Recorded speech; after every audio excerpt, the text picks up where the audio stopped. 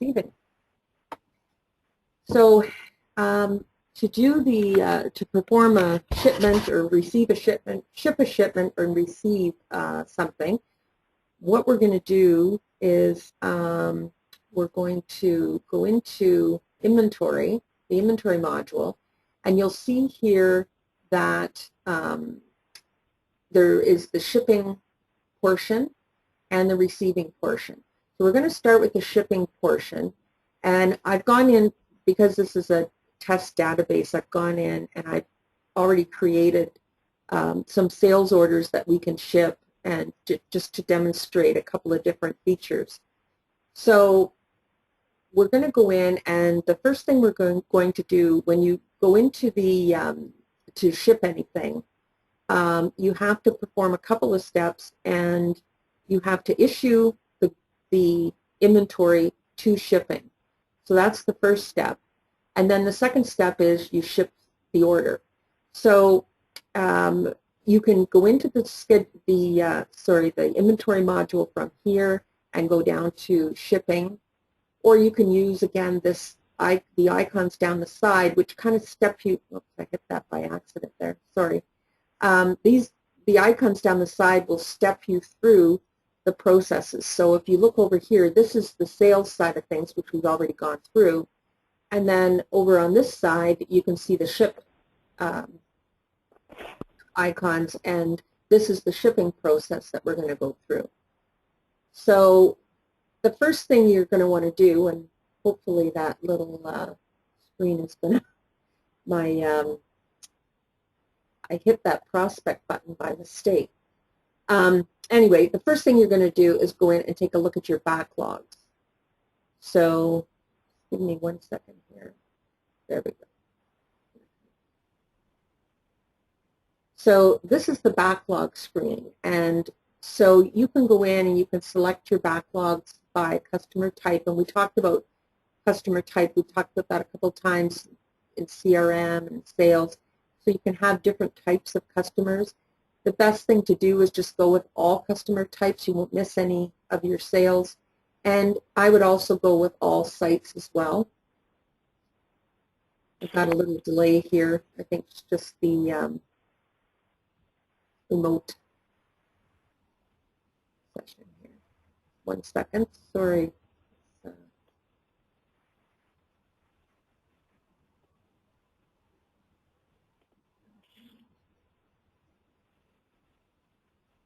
Okay, Brittany is just mentioning that the connection's not good. So let me, okay, Katie, same thing.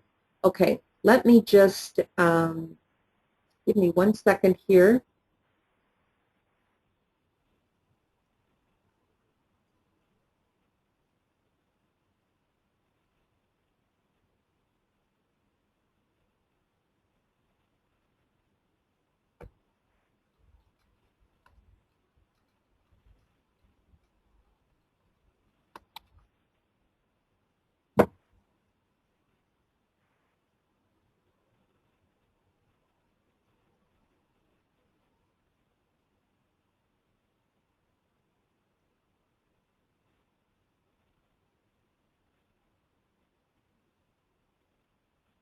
Okay, so we're going to, as soon as xTuple comes up here, we'll get started again. Sorry about the technical difficulties.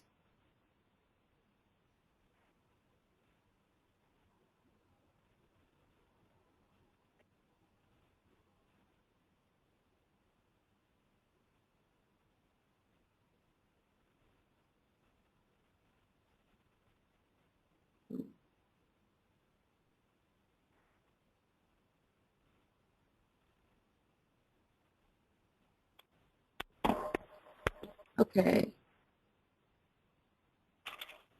Coming up any minute here.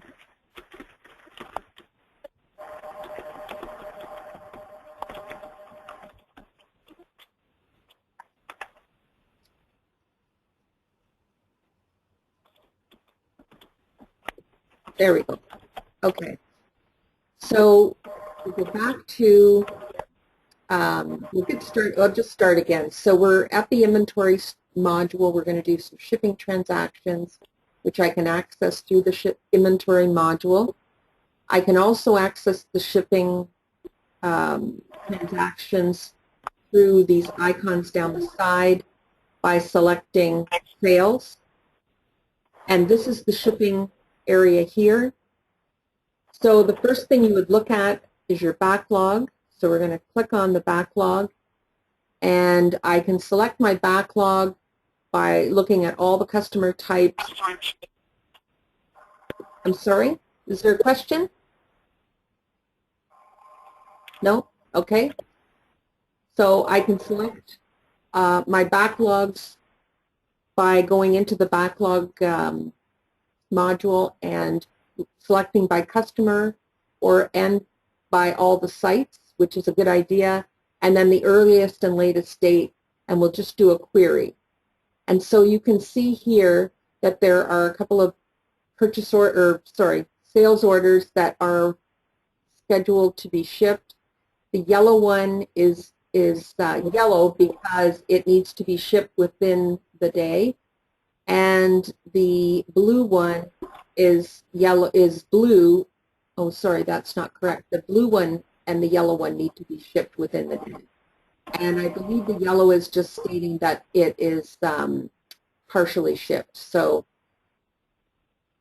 if I click on the plus sign, I can see the items that have been scheduled for shipping.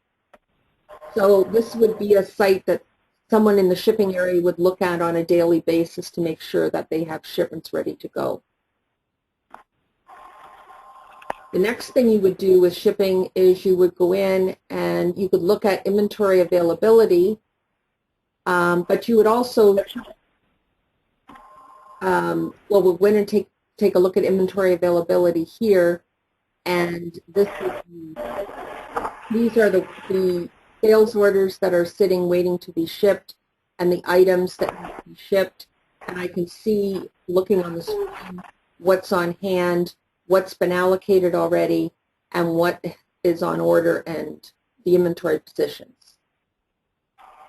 So that is the inventory availability. So the next step would be to go in and print the packing list. So I would go in and I would select all sites, and I want to print any packing lists that need to be printed. Now I've got one printed already, so I'm going to just click here. I'm going to issue my product to shipping.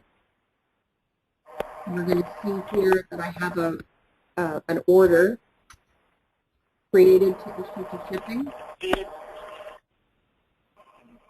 So you can see this order is ready to be issued to shipping. I know that I have 2 on order, and I have 2 that have actually shipped. So this order has shipped.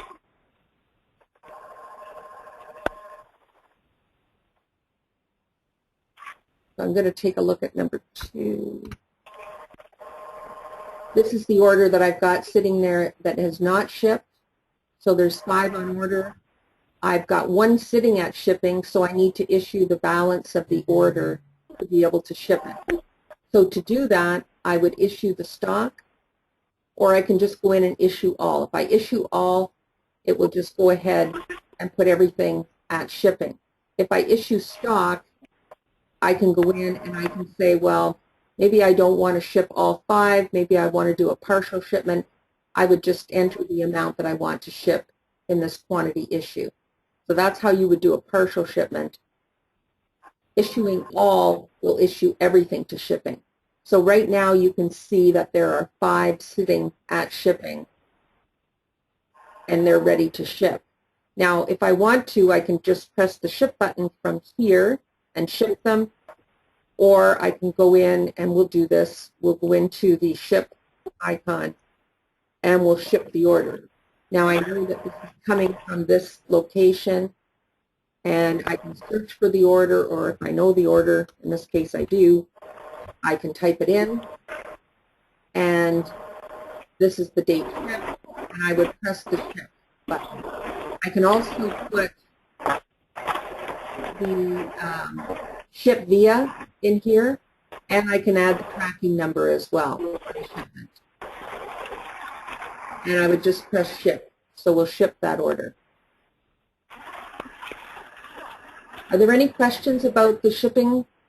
That was just a regular order. I'm going to go through shipping a, sorry, go ahead. Yes. No questions? Okay. No, for the video. Good. Okay. Now I'm going to show you how to ship something that is serialized. So I've gone in and I've serialized an item. It probably doesn't make sense that this would be serialized, but I just picked an item and went ahead and created it as a serial number or a serial item. So I've got to back into my backlog. I know that I've got an order there that has serial items. It's serialized, I should say. And I believe that it is this one.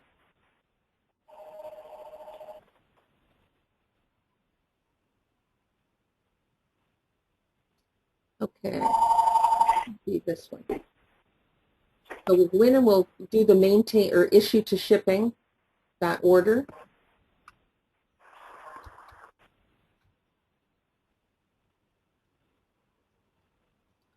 Something is not right here.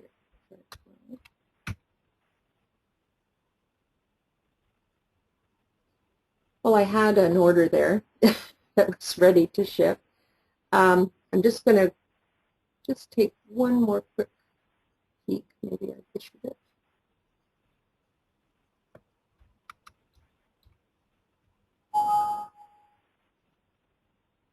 Okay, so it is still there.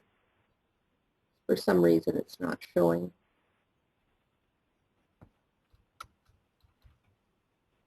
There we go, it is. Okay, so I created this sales order and I've made this item a serialized item. So when I want to issue to stock items that are serialized, the process is the same, but what's going to happen is the system's going to tell me that I need to tell it which serial numbers are going to ship. So in this case, I'm shipping 10 pieces of this item.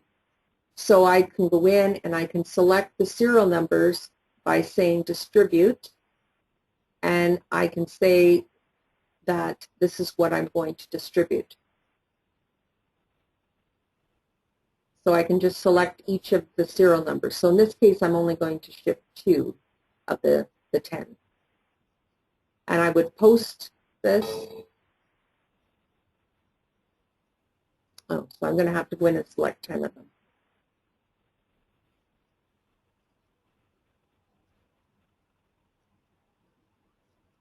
I shouldn't have made it for 10.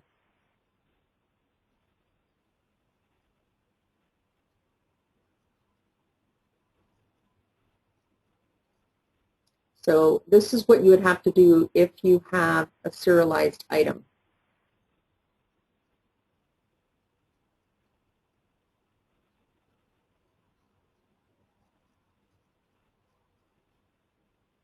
And chances are, if it's serialized, you may not be shipping this many. So we're at 10. So now I can post it. So now I've assigned those serial numbers to this particular shipment, and that is now recorded in the lot on the lot serial side. So I've issued everything, so 10 pieces are sitting at shipping, and I'm just going to go ahead and ship them from here. So when I do that from the issue shipping screen, the shipping screen comes up, just as we saw before. And maybe I'll put a tracking number in there and press ship. And we're done. So that's an example of how you would ship something that's serialized. So any questions about that? Okay. So the last part of shipping, I'm going to go in and show you where some of the forms are. So we'll go into the inventory, shipping again, and we can go down to forms. And you can see here, you can print your packing list. either in a batch where there would be a lot of packing lists to print, or you can print a packing list just by going in and selecting just a specific date range. You can batch it or do it this way. And then the other, whoops, sorry. You can go in and take a look at the shipping forms. So this is where you would select if you wanted a particular shipping form for an order. You can go in and select it here, and right now there's just one form in there, but you could have several different types of packing lists for different types of customers, and you could select which one from this screen. And we'll take a look at,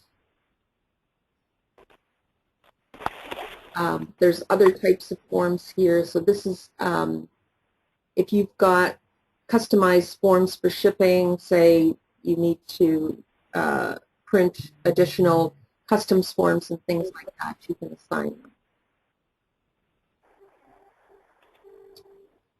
And the last thing we're going to go through with shipping is recalling a shipment. So sometimes you have a situation where you've either pressed the ship button and realized that it's the wrong order, or you've shipped something out, it hasn't been invoiced, or the invoice hasn't been posted yet. You've shipped something out and maybe there's a problem with it and it has to come back. You can recall a shipment as long as the invoice has not been posted. If the invoice has not been posted, it has to be done a different way. But this would be a case probably more likely that you've shipped the wrong order or pressed the wrong, selected the wrong order when you're shipping. So to recall a shipment, you would go into shipping and then recall orders to shipping. And I happen to have one here that I've done. We could recall any of these actually, but this order was shipped, I shipped it earlier, so I would just select the order and press recall. And it comes off the list.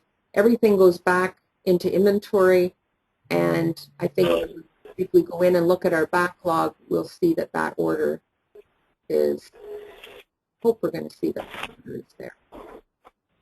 And it is. So now it shows that it's outstanding. Or this is the order, sorry. It shows that it's outstanding again.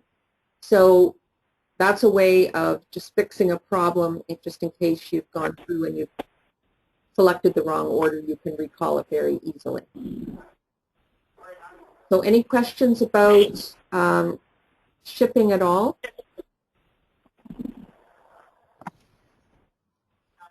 Okay. So we're going to go into now the receiving side, and it's in the same area as the shipping side. It's in receiving. And I can go in and first of all, sorry, was that a question? Did someone have a question there? Okay.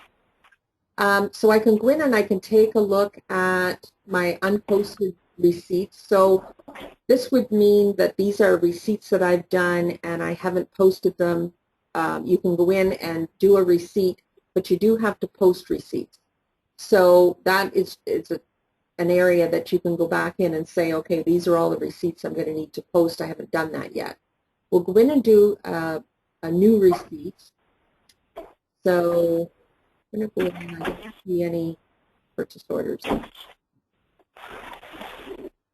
So we've got a purchase order here. And we're going to go in and we're going to receive this purchase order. So I've selected it from my list. And it's very similar to the shipping side of things. You can receive everything. You can enter a receipt. So if you've only received part of the order, I can go in and I can say that I've only received 100 of the 600 here. And I can put the date that I received it here. And I would say OK. And it does give you this warning message, so just in case you're receiving something that is not matching what has been ordered. So now I can see that I have 100 to receive. So it's kind of a step-through process. So you select how many you're going to receive, and then I can post it. Now I mentioned earlier that you can look at your unposted receipts, and this is exactly what we're talking about here. I can save this, and I can go back into my unposted receipts, and I see it here. So whoever's doing the receiving in your area, this is a good place for them to check to make sure they've posted everything. So in this case, I'm going to post. I can post from the receiving screen, or I can post from here. So I'll post it. Now, you have to be careful. I would always leave this at the receipt date. Unless you're making some corrections to receiving, always leave it at the receipt date. You can post it to the GL on alternate dates, but generally speaking, you wouldn't do that. And we just continue, and now it's come off my unposted receipts list.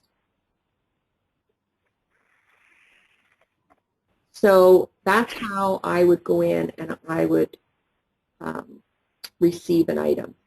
Now, I haven't created a purchase order for a serialized item, but the process would be exactly the same, only you would be asked to assign a serial number here. So I'm going to go in and create a purchase order for the item that I just serialized earlier. So I'm going to select the vendor.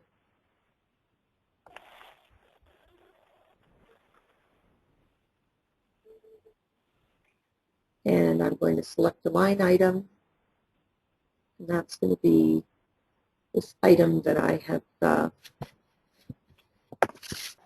serialized. And we'll just purchase one for $10. And I'll save it.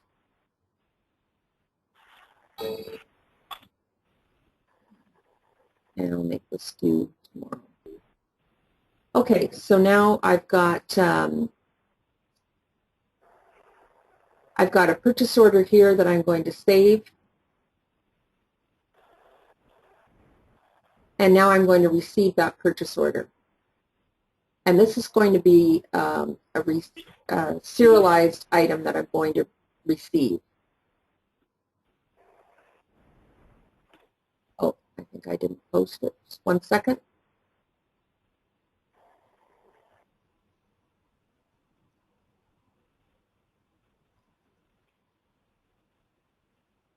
I have to release it.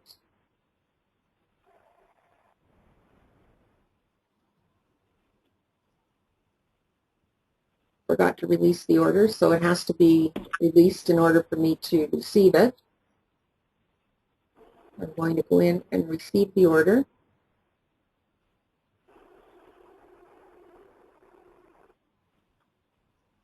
And I believe it was that one. And there we have our item. Now I'm going to go in and I'm going to say receive all. And when I go to post it, it should come up and ask me for a serial number. So now I've got, the system is saying this is a serialized item. You need to assign a serial number, and it pre-numbers them. So it's saying this next serial number will be this number. And I'm going to say create that. Or actually, if I want to add a new one, I could. Sorry, that wasn't create. I don't want to do that. I'm going to go in and I'm just going to select that serial number. So now that item has that serial number and it's now been received. And I'm going to take a look and make sure that I've got that posted, and I do. And so now I have I just received an item that was serialized. So it's the same process as the receiving, except that the system will come up and ask you to assign a serial number to that item.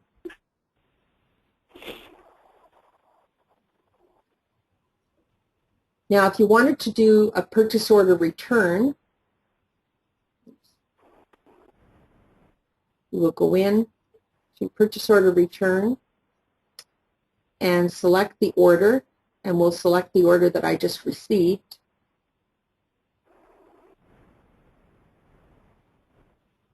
And this is the same process here as with the sales order, but you do have to be careful that the invoices have not been paid on these because it will mess up the general ledger. So I can post the return here. I've selected it. I can enter the return. So I'm going to enter 1, and I can put down that whatever reason it is that I'm returning this, damaged goods, let's say, return, and then post it. And I can print a return report as well on this. So I don't know if your report's ready or not, but we'll see. And that's how you would process a return. I'm saving that to my desktop. Now, in this case, it is going to ask you, because that was a serialized item, which serial number is it you're going to return? And I can't remember which number it was that we were returning.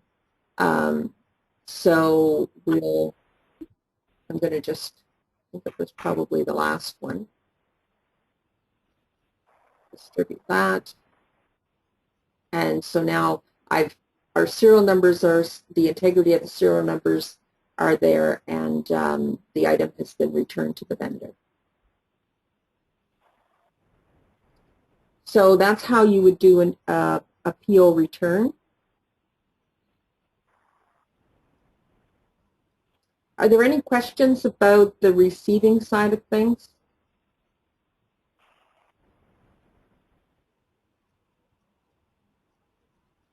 No? Okay, well, that's it for shipping and receiving. If there's no questions, we're finished. Thank you. Thank you. You're welcome.